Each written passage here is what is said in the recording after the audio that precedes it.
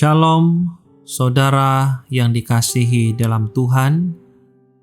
Tajuk renungan kita pada hari ini ialah Yakub Bapa Yusuf. Ayat intinya terdapat di dalam Matius 1 ayat 16 untuk pelajaran 6 Mei.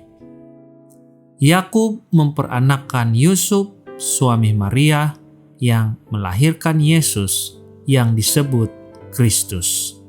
Seperti yang disebutkan sebelum ini, Matius ialah seorang Yahudi yang menulis kepada bangsa Yahudi yang sudah cukup biasa dengan cerita tentang bangsa mereka dalam Perjanjian Lama.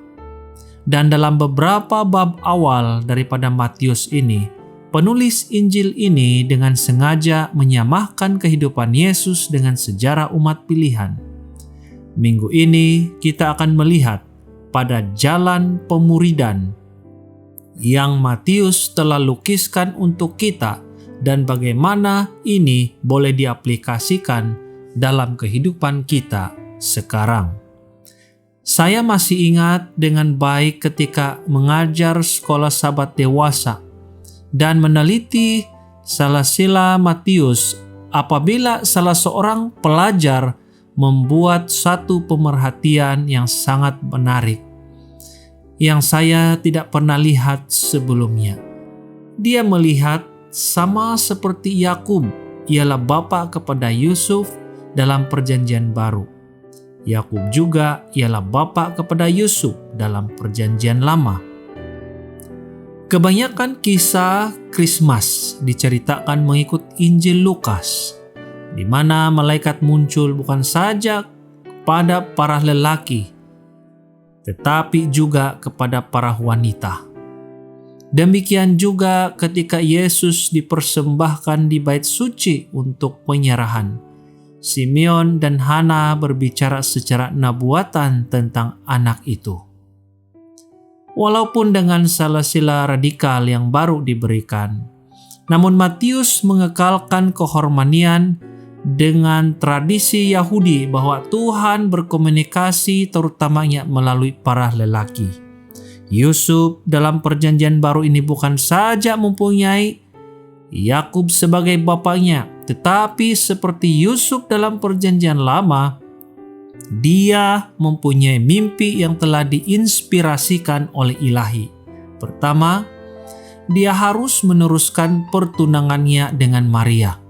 Yang kedua, dia dan istrinya harus membawa anak itu ke Mesir. Dan yang ketiga, dia dan keluarganya harus kembali ke Nazaret. Sama seperti Yusuf dalam Perjanjian Lama, yang telah menyelamatkan keluarganya daripada kelaparan dengan membawa mereka ke Mesir. Yusuf dalam Perjanjian Baru telah menyelamatkan keluarganya daripada rencangan pembunuhan Herodes.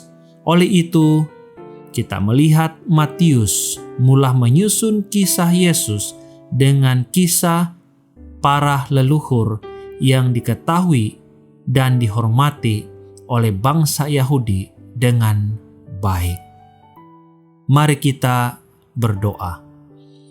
Bapa kami di dalam kerajaan sorga, kami bersyukur kepadamu oleh karena melalui buku Matius, dia telah menyusun kisah Yesus dengan begitu baik sekali, sehingga kami mengerti bahwa keturunan daripada juru selamat ini adalah keturunan yang dihormati dengan begitu baik sekali. Terima kasih Tuhan sudah memberkati kami. Dalam nama Yesus kami berdoa. Amin.